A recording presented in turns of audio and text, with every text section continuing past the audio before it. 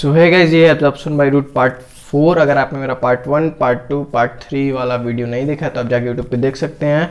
यह है पार्ट 4 और इसमें हम बात करेंगे पहले तो हम बोर्ड्स क्वेश्चन पे बात करेंगे। ठीक है, बोर्ड्स क्वेश्चंस जो हमारे बोर्ड एग्जाम में पूछता है इस चैप्टर से। ठीक है, बोर्ड क्वेश्चंस जो 1-1, 2-2 मार्क्स का हमारे बोर्ड एग्जाम में इस चैप्टर से क्वेश्चन पूछता है वो देखेंगे। इसके पहले बोर्ड एग्जाम के पहले हमारे जो कुछ टर्म्स बच गए हैं, जैसे कि हमारा हो गया रूट प्रेशर। ठीक है, रूट प्रेशर और ऑस्मोटिक प्रेशर। ठीक है, और एसेंट ऑफ सैप, ये इस पे पहले बात कर लें। Root pressure, osmotic pressure, ascent of sap पे हम बात करें, उसके बाद हम चलेंगे बोर्ड क्वेश्चन की तरफ। ठीक है, तो अब हमारा जो बच गया था ये जो रूट प्रेशर, ऑस्मोटिक प्रेशर और एसेंट ऑफ सैप है। तो सबसे पहले एसेंट ऑफ सैप अगर देखते हैं तो एसेंट ऑफ सैप। ठीक है, एसेंट ऑफ सैप अगर देखें, एसेंट ऑफ सैप क्या होता है तो पिछले वीडियो में मैंने क्या बताया था कि रूट हेयर जो होता है हमारा, रूट हेयर ये क्या करता है, रूट हेयर सॉइल से वाटर क्या करता है, एब्जॉर्ब करता है। ठीक है, अच्छा, रूट हेयर हमारा सॉइल से वाटर एब्जॉर्ब करके कहाँ भेजता है, जाइलम मसल में भेजता है। अब जाइलम पूरे प्लांट में इसको पूरे प्लांट में डिस्ट्रीब्यूट करेगा। ठीक है, अच्छा, इतना समझ में आ गया हमको। रूट हेयर क्या करता है, सॉइल से वाटर एब्जॉर्ब करता है। ये रूट हेयर सॉइल से वाटर कैसे एब्जॉर्ब करता है, पूरा मैकेनिज्म मैंने पिछली वीडियो में बताया है, अब जाके पिछला वाला वीडियो देख सकते हैं। ठीक है, तो रूट हेयर सॉइल से वाटर एब्जॉर्ब करके जाइलम टिश्यू में भेजता है, फिर जाइलम वेसल जो है वो पूरे प्लांट में वाटर डिस्ट्रीब्यूट करता है, वाटर एंड मिनरल्स डिस्ट्रीब्यूट करता है। अच्छा, अब जाइलम वेसल रूट से उठाना है, जाइलम को क्या करना है, जाइलम वेसल जो है हमारा रूट से इसको वाटर कहाँ ले जाना है, प्लांट तक, पूरे प्लांट के टिप तक, पूरे प्लांट में हर जगह, रूट से पूरे प्लांट में हर जगह जाइलम वेसल को वाटर डिस्ट्रीब्यूट करना है। ठीक है, अच्छा, मान लेते हैं कि रूट से अगर ये आपका रूट हो गया, अच्छा, ये रूट से अगर ये जाइलम वेसल हो गया, ये आपका जमीन है, उसके अंदर रूट है या ऊपर आपका प्लांट है। ठीक है, तो रूट से वाटर एब्जॉर्ब होके मान लेते हैं पूरे प्लांट में अगर जाना है, इसको पूरे प्लांट में अगर वाटर को जाना है तो हर जगह जाना है, तो यानी पानी ऊपर ट्रैवल करना है, वाटर को ऊपर की तरफ ट्रैवल करना है। अच्छा, अब ऊपर की तरफ ट्रैवल करना है तो हमको कुछ फोर्स चाहिए जो वाटर को ऊपर उठा सके, ऊपर ट्रैवल करा सके, ऊपर पहुंचा सके पूरे प्लांट में। अच्छा, तो उन्हीं फोर्सेस को, जो भी फोर्सेस वाटर के अपलिफ्टमेंट में हेल्प करते हैं, उन्हीं फोर्सेस को हम एसेंट ऑफ सैप क्या है, वाटर के अपलिफ्टमेंट में जितना भी फोर्स आपका इंक्लूड होता है वो सारे एसेंट ऑफ सैप के आपके अंदर आते हैं। ठीक है, एसेंट ऑफ सैप क्या है, अपलिफ्टिंग ऑफ वाटर में जो जितने भी फोर्सेस आते हैं उन्हीं को हम एसेंट ऑफ सैप कहते हैं। ठीक है, एसेंट ऑफ सैप अगर कहीं भी लिखा रहेगा तो समझ लीजिएगा वाटर अपलिफ्टमेंट की बात हो रही है। ठीक है, अच्छा, अब वाटर अपलिफ्ट करना है तो अब एसेंट ऑफ सैप में क्या क्या होता है, एसेंट ऑफ सैप में आपका रूट प्रेशर हो गया। ठीक है, रूट प्रेशर क्या होता है, रूट प्रेशर की पहले हम बात करें, रूट प्रेशर क्या होता है तो रूट, अभी मैंने बताया ना, रूट हेयर सॉइल से वाटर एब्जॉर्ब करता है। तो अब जितना भी जैसे आपका प्रेशर है, जितना भी आपका प्रेशर है सब ऑस्मोसिस से जनरेट होता है, जितना भी आपका प्रेशर है कहीं ना कहीं वो ऑस्मोसिस से ही जनरेट हो रहा है, तो इसलिए ऑस्मोसिस आपका इंपॉर्टेंट है। अब कैसे ऑस्मोसिस से जनरेट हो रहा है, रूट हेयर सॉइल में से वाटर एब्जॉर्ब करता है। ठीक है, रूट हेयर सॉइल में से वाटर एब्जॉर्ब करता है। मैकेनिज्म क्या है, मैकेनिज्म ऑस्मोसिस का, ये आप पिछले वीडियो में जाके देखिए। ठीक है, तो रूट हेयर सॉइल से वाटर एब्जॉर्ब करता है तो ऑस्मोसिस की वजह से होता है। तो अब रूट हेयर वाटर एब्जॉर्ब करता है, जाहिर सी बात कुछ प्रेशर, वाटर अंदर आ रहा होगा तो जाहिर सी बात कुछ प्रेशर लग रहा होगा, वही प्रेशर अपलिफ्टमेंट में यूज होता है। ठीक है, रूट हेयर जब सॉइल से वाटर एब्जॉर्ब करता है, ठीक है, तो अब ये ऑस्मोसिस की वजह से कुछ प्रेशर हो रहा होगा, वही प्रेशर वाटर के अपलिफ्टमेंट में हेल्प करता है, तो हो गया आपका रूट प्रेशर। तो जितने भी प्रेशर है वो कहीं ना कहीं ऑस्मोसिस से रिलेटेड, जैसे आपका ऑस्मोसिस ऑस्मोटिक प्रेशर हो गया, ऑस्मोटिक प्रेशर। ठीक है,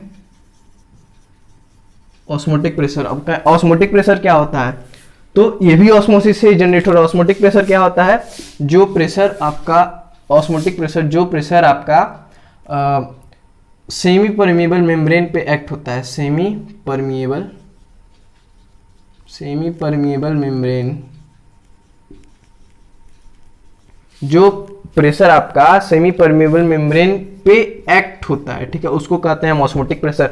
ऑस्मोसिस की वजह से अगर मान लेते हैं कि वाटर जो है सेल के अंदर जा रहा है, जब सेल के अंदर जा रहा है तो थ्रू प्लाज्मा मेम्ब्रेन यानी थ्रू सेमी परमिएबल मेम्ब्रेन होके जाएगा। तो वही जब वाटर सेल के अंदर जा रहा है तो सेमी परमिएबल मेम्ब्रेन पे कुछ प्रेशर लगा रहा है, तो उसी प्रेशर को ऑस्मोटिक प्रेशर कहते हैं। ठीक है, रूट प्रेशर हो गया आपका, ऑस्मोटिक प्रेशर हो गया। इसमें आपका टर्गर मूवमेंट भी आता है। टर्गर मूवमेंट, टर्गर मूवमेंट क्या है? टर्गर मूवमेंट भी वही वाटर का मूवमेंट होता है। ठीक है, वो भी ऑस्मोसिस की वजह से होता है। अच्छा, तो ये सारे आपके जो फोर्सेस हैं ये आपके हेल्प करते हैं एसेंट ऑफ सैप में। अच्छा, इसमें आपका एक कैपिलरी मूवमेंट भी आता है। ठीक है, कैपिलरी मूवमेंट, कैपिलरी मूवमेंट क्या होता है? जो हमारे जाइलम वेसल है वो पतली पतली वेसल्स के फॉर्म में है, बहुत ही पतले पतले जो हमारे बॉडी में नस होता है उस तरह का आप समझ सकते हैं। उस उतने पतले पतले आपके जाइलम वेसल्स पूरे प्लांट में ऊपर की तरफ जा रहे हैं। ठीक है, तो अभी पतले पतले यानी कैपिलरी फॉर्म है। ये जो जाइलम वेसल है आपके कैपिलरी फॉर्म में है। अब जब कैपिलरी फॉर्म में है तो ये भी कुछ प्रेशर जनरेट करते हैं, उसी को कैपिलरी मूवमेंट कहते हैं। कैपिलरी एक्शन से ये प्रेशर जनरेट होता है। अच्छा, फिर आपका ट्रांसपीरेशनल पुल होता है। ट्रांसपीरेशनल पुल। ठीक है, ट्रांसपीरेशनल पुल क्या है? वाटर जब ट्रांसपीरेशन के थ्रू प्लांट जब ट्रांसपीरेशन के थ्रू वाटर एवापोरेट करता है। ट्रांसपीरेशन क्या है? ट्रांसपीरेशन क्या है? The evaporation of water in the form of water vapour from the aerial part of the plant is called transpiration. तो ट्रांसपीरेशन के प्रोसेस में जब प्लांट आपका वाटर एक्सेल करता है, प्लांट आपका वाटर जब एक्सेल करता है तो अब ये भी एक सक्शन फोर्स जनरेट करता है, उसी सक्शन फोर्स को ट्रांसपीरेशनल पुल कहते हैं। अच्छा, तो इतने सारे फोर्सेस जो है आपके एसेंट ऑफ सैप में एक्ट करते हैं। Accent of SAP water upliftment में इतने सारे फोर्स आपके इतने प्रेशर फोर्स आपके एक्ट करते हैं वाटर अपलिफ्टमेंट में। ठीक है, इन्हीं को एसेंट ऑफ सैप कहते हैं। एक और चीज होता है आपका एक्टिव ट्रांसपोर्ट। एक्टिव ट्रांसपोर्ट ये एसेंट ऑफ सैप के अंदर नहीं आता है। एक्टिव ट्रांसपोर्ट आपका एसेंट ऑफ सैप में वो नहीं आता है। एक्टिव ट्रांसपोर्ट क्या है? ये भी एक टर्म है, मैं इसको समझाता। जो एक्टिव ट्रांसपोर्ट होता है ये आपका एटीपी यूज करता है। एटीपी क्या है? एनर्जी मॉलिक्यूल्स है। एनर्जी मॉलिक्यूल्स, जो आपके एनर्जी मॉलिक्यूल्स उनको एटीपी कहते हैं। एक्टिव ट्रांसपोर्ट में क्या होता है? मान लेते हैं कि मैंने ऑस्मोसिस में एग्जांपल दिया था, ये आपका कंटेनर है। ठीक है, अच्छा ये आपका कंटेनर है। ठीक है, इस कंटेनर को, इसमें वाटर कंसंट्रेशन हाई है। ठीक है, अब मान लेते हैं इस कंटेनर को दूसरे कंटेनर से जोड़ दिया गया जिसमें वाटर का कंसंट्रेशन लो है। अच्छा, तो अब ऑस्मोसिस हमसे क्या कह रहा है कि हाई कंसंट्रेशन से लो कंसंट्रेशन की तरफ वाटर मूव करेगा। यानी ऑस्मोसिस अगर होगा, ऑस्मोसिस यहाँ पे टेक प्लेस होगा, तो ऑस्मोसिस में इस कंटेनर से जिसमें हाई कंसंट्रेशन है वाटर इधर से लो कंसंट्रेशन वाले की तरफ मूव करेगा। ये ऑस्मोसिस हमसे कहता है। लेकिन एक्टिव ट्रांसपोर्ट क्या कहता है कि अगर इस वाटर को जो लो कंसंट्रेशन, इसको हमको हाई कंसंट्रेशन वाले की तरफ भेजना है तो इसमें एटीपी मॉलिक्यूल्स, इसमें थोड़ा एनर्जी लगा के हम इसको लो कंसंट्रेशन से हाई कंसंट्रेशन पे भेज सकते हैं। क्या? एटीपी मॉलिक्यूल्स का यूज करके। ठीक है, तो एक्टिव ट्रांस में एटीपी मॉलिक्यूल यूज होते हैं। ये कहाँ पे जनरली यूज होते हैं? जहां से लो कंसंट्रेशन से हाई कंसंट्रेशन की तरफ भेजना हो, जहां पे एनर्जी रिक्वायर्ड हो, वहां पे एक्टिव ट्रांसपोर्ट का हमारा काम आता है। ठीक है, तो ये तो हो गया आपका एसेंट ऑफ सैप में इतने प्रेशर काम करते हैं, एक्टिव ट्रांसपोर्ट हो गया आपका। ठीक है, अच्छा अब हम बोर्ड्स की क्वेश्चन कुछ डिस्कस कर लें। ठीक है, ओके, तो आपका फर्स्ट क्वेश्चन क्या है कि give reason why potato cubes when placed in water become firm and increase in size. ठीक है, तो इसमें आपको कह रहा है जो पोटैटो क्यूब्स हैं, जो आपका कोई आलू है, ठीक है, पोटैटो क्यूब्स हैं, इसको when placed in water become firm and increase in size. ठीक है, तो आपको जो आलू है, पोटैटो है आपका, पोटैटो, ठीक है, पोटैटो को कह रहा है कि अगर हम इसको पानी के अंदर डालना है, ठीक है, इसको हम वाटर के अंदर डालना है, ठीक है, तो ये इसका साइज क्या हो जाएगा? इंक्रीज हो जाएगा। साइज इसका क्या है?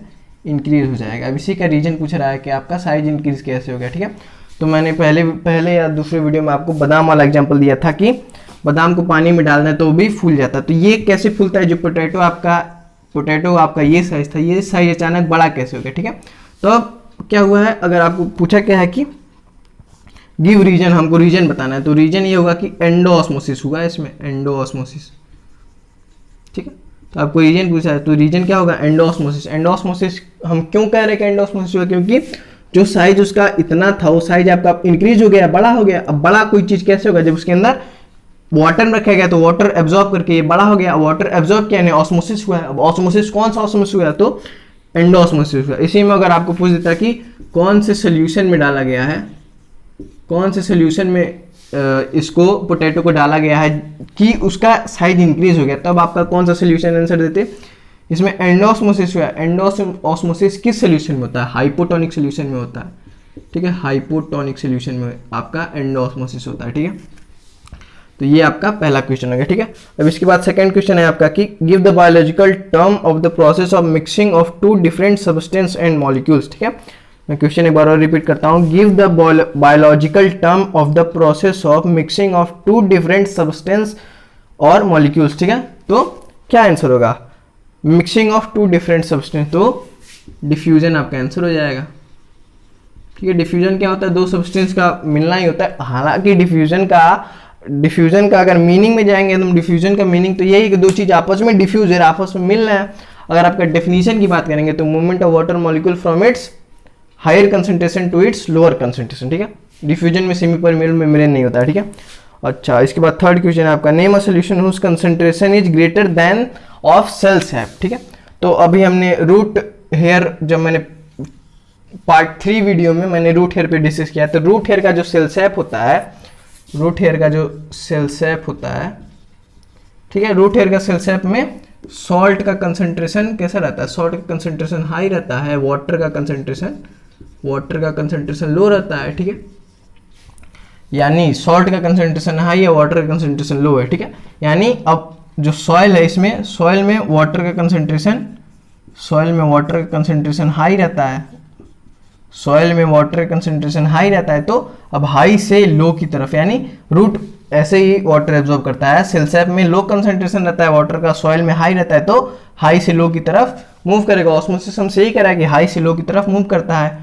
अच्छा, सेमी परमेबल मेम्ब्रेन में आप कहेंगे तो सेल में प्लाज्मा मेम्ब्रेन रूट हेयर में होता है, ठीक है, तो वो as a semi permeable membrane act करेगा, ठीक है। अच्छा, हमसे पूछा क्या है कि हमसे पूछा है name a solution whose concentration is greater than that of cell sap.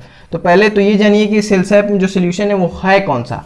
तो इसमें देखिए आप एंडोऑस्मोसिस हो रहा है, क्या हो रहा है, एंडोऑस्मोसिस हो रहा है। एंडोऑस्मोसिस कब होता है, जब हाइपोटोनिक सोल्यूशन है, क्या है, हाइपोटोनिक सोल्यूशन, ठीक है। अगर आपसे कभी पूछेगा कि सेल सैप में कौन सा सोल्यूशन रहता है तो हाइपोटोनिक सोल्यूशन रहता है। और हमसे कहा है कि ऐसा सोल्यूशन बताइए जिसका कंसंट्रेशन हाई हो, तो क्या हो जाएगा, हाइपरटोनिक सोल्यूशन हो जाएगा, हाइपरटोनिक सोल्यूशन, ठीक है। अच्छा, ये आपका हो गया। फिर आपका फोर्थ क्वेश्चन कह रहा है the plant begin to die when excess of soluble fertilizers are added to the soil, ठीक है। ये आपका मान लीजिए आप देखते होंगे कि कह रहा है कि हमारा जो प्लांट है, जो हमारा खेती होता है तो उसमें जो प्लांट रहता है, प्लांट में अगर एक्सेस ऑफ फर्टिलाइजर्स, ज़्यादा खाद हम मिला देते हैं तो प्लांट डेड होने लगता है, सूखने लगता है, मरने लगता है, ठीक है। ऐसा क्यों होता है, आप देखे होंगे कि अगर टूर्नामेंट जहाँ भी होता है, क्रिकेट का होता है, फुटबॉल का होता है, बैडमिंटन का, जिसका भी, खो खो, कबड्डी, तो चूना गिराते हैं लोग, ठीक है। चूना जो होता है हमारा, चूना गिराते हैं लोग फील्ड बनाने के लिए, सजाने के लिए, ठीक है। तो अब जहां जहां चूना गिरता है वहां कुछ दिन बाद आप अगर देखेंगे तो घास जो है कि पीली हो जाती है, सूखने लगती है, ठीक है। ये कैसे होता है, क्योंकि अब जैसे ये आपका क्या है, ये आपका प्लांट था, मान लेते हैं ये आपका जो है कि प्लांट था, ठीक है, ये आपका मान लेते हैं प्लांट था, ठीक है, ये आपका प्लांट था, ठीक है। अब एक्सेस ऑफ फर्टिलाइजर हम यूज कर देंगे, ये आपका फर्टिलाइजर है डॉटेड, ठीक है। तो एक्सेस ऑफ फर्टिलाइजर यूज कर देंगे तो अब प्लांट के अंदर वाटर था, ठीक है, प्लांट के अंदर वाटर था। अब जब फर्टिलाइजर यूज कर देंगे तो फर्टिलाइजर में वाटर का कंसंट्रेशन कैसा है, बिल्कुल ही लो है। फर्टिलाइजर जो हम चूना गिराते हैं उसमें पानी थोड़ी रहता है, वो एकदम लो कंसंट्रेशन, वाटर कंसंट्रेशन है ही नहीं।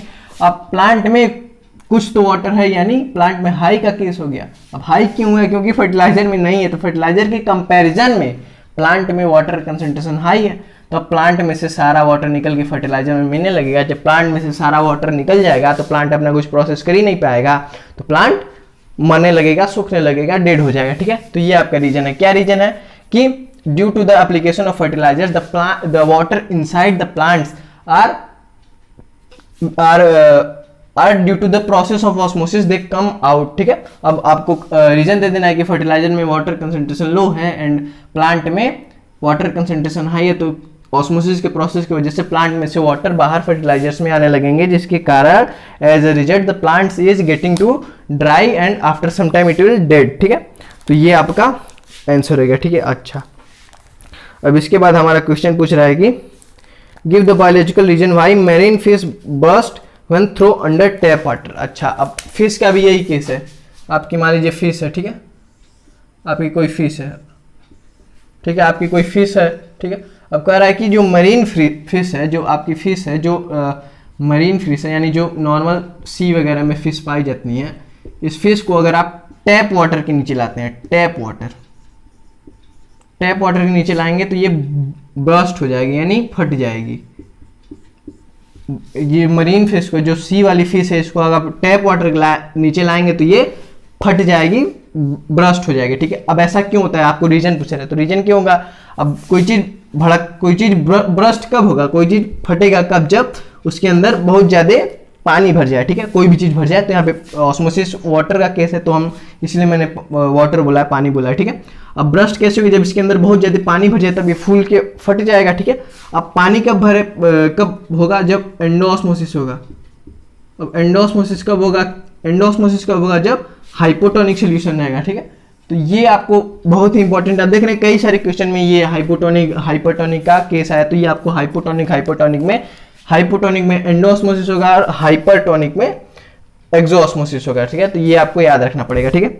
अच्छा, तो अब मरीन फिश बस्ट एंड इसके अंदर एंडोऑस्मोसिस हुआ यानी कौन सा सोल्यूशन, टैप वाटर कौन सा सोल्यूशन है, हाइपोटोनिक सोल्यूशन। तो इसका रीजन हो जाएगा, इसके अंदर खूब पानी भरेगा एंडोऑस्मोसिस, फिर ये बस्ट हो जाएगी।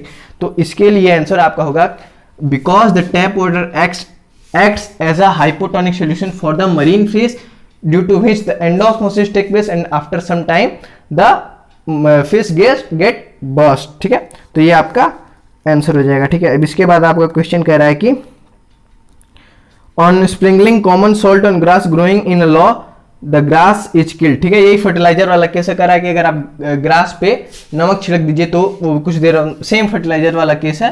फर्टिलाइजर में सॉल्ट में लो कंसंट्रेशन ऑफ वाटर है, फिर आपका जो ग्रास है उसमें हाई कंसंट्रेशन ऑफ वाटर है, ऑस्मोसिस की वजह से बाहर आने लगेगा, ठीक है।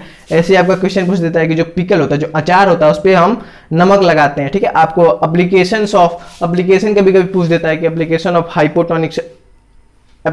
हाइपोटोनिक सोल्यूशन बताइए, तो आप जो अचार में नमक लगाया जाता है वो आप एग्जांपल दे सकते हैं। अचार में नमक लगाने से क्या होगा कि अचार में नमक क्यों लगाते हैं, क्योंकि सारा पानी उसमें बाहर निकल जाए, अचार सड़े ना, ज़्यादा दिन चला है, इसलिए उसमें नमक लगाते हैं। अब नमक लगा देंगे तो क्या होगा, नमक का कंसंट्रेशन वाटर का लो है, और अचार जो आम का अचार है, चाहे किसी भी चीज़ का अचार है, उसके अंदर वाटर है, तो अब बाहर कंसंट्रेशन लो है, सॉल्ट का कंसंट्रेशन लो हो गया, अंदर कंसंट्रेशन ज़्यादा है, तो अंदर से बाहर मूव करने लगेगा, तो सारा पानी बाहर निकल जाएगा।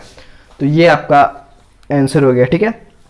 अच्छा, इसके बाद आपको क्वेश्चन कर रहा है कि the space between the cell wall and plasma membrane in plasmolyzed cell is filled with. आपको कह रहा है कि एक प्लाज्मोलाइज्ड सेल है, प्लाज्मोलाइज्ड सेल, ये आपका मान लीजिए सेल है, ठीक है, ये आपका सेल है, एंड आपको कह रहा है कि प्लाज्मोलाइज्ड सेल है, ठीक है। प्लाज्मोलाइज्ड सेल मतलब श्रिंक है, आपका श्रिंक सेल है, फ्लैसिड आप समझ सकते हैं, फ्लैसिड श्रिंक है आपका, फ्लैसिड कंडीशन में आपका सेल है। फ्लैसिड कंडीशन में क्या होगा कि आपका जो सेल कंटेंट होगा ये श्रिंक हो जाएगा, पचक जाएगा, फ्लैसिड हो जाएगा, ठीक है। अब ये इसमें अब कह रहा है कि फ्लैसिड हुआ तो यहाँ पे कोई सोल्यूशन भर जाता है। फ्लैसिड कोई चीज क्यों होता है, जब एक्सोऑस्मोसिस हो, एक्सोऑस्मोसिस किस में होता है, हाइपोटोनिक सोल्यूशन में एक्सोऑस्मोसिस होगा,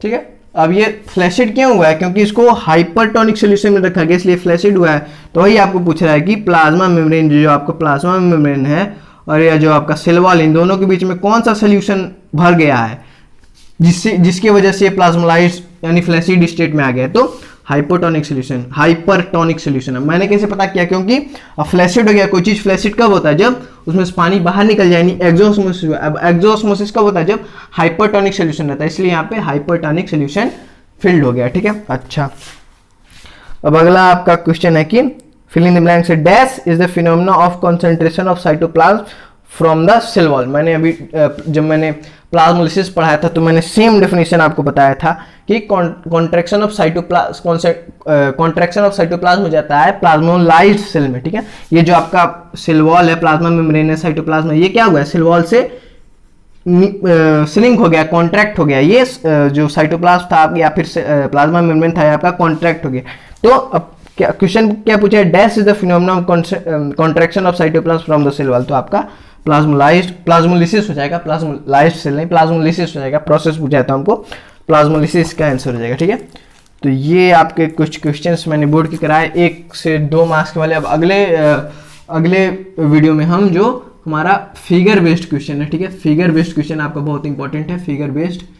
अब इंपॉर्टेंट क्यों है, क्योंकि आपका जो सेक्शन बी होता है, जो आपका बोर्ड पेपर में सेक्शन बी होता है, सेक्शन बी में आपके कुछ शायद 2 क्वेश्चन ऑप्शनल रहते हैं, ठीक है। तो 6 में से आपको शायद 4 या 5, 6 में से 2 क्वेश्चन आपके ऑप्शनल रहते हैं। मान लेते हैं कि अगर 6 क्वेश्चन है तो आपको 4 करना रहेगा, ठीक है। अब इस 4 में से 2 से 3 आपका जो है ये फिगर बेस्ड होता है, ठीक है, सॉरी ये आपका फिगर बेस्ड होता है। 2 से 3 क्वेश्चन आपका फिगर बेस्ड होता है, ठीक है। तो फिगर बेस्ड क्वेश्चन इंपॉर्टेंट है, ये भी 4 से 5 नंबर के फिगर बेस्ड क्वेश्चन आते हैं, ठीक है। तो ये जानना इंपॉर्टेंट है आपके लिए, ठीक है। अगले वीडियो में हम फिगर बेस्ड क्वेश्चन पे बात करेंगे। सो आज के वीडियो के लिए बस इतना ही। ये बायोलॉजी का चैप्टर वाइज मैं आपको प्रीफर करूंगा, ठीक है। ये 2002-2015 आपका दिया हुआ है, ठीक है। आप नया एडिशन का बुक खरीद सकते हैं, ठीक है।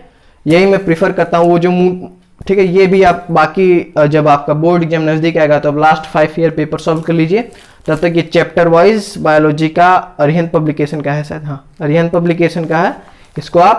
मैं इसको प्रेफर करूंगा, ठीक है। ये आप खरीद के सॉल्व करते रहिए। सो आज की वीडियो के लिए बस इतना ही। हमारे साथ अगले वीडियो में भी बने रहें, तब तक के लिए धन्यवाद।